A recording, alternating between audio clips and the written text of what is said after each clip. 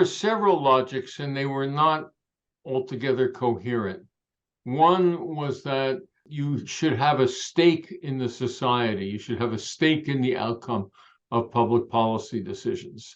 And it was believed that if you owned property, that you then had that kind of stake. Of course, the counter argument was that there were lots of people who had a stake in the outcomes of policy decisions who did not own property.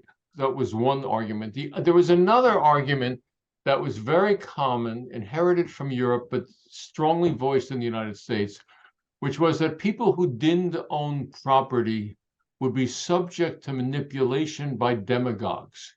And the demagogues could manipulate poorer people who didn't have the requisite independence, to act on their own, and that these demagogues would lead them basically to threaten the interests of people with property. I think underlying a lot of this was an anxiety that if there was widespread or universal, even male enfranchisement, that laws would be passed that would jeopardize the interests of those with property.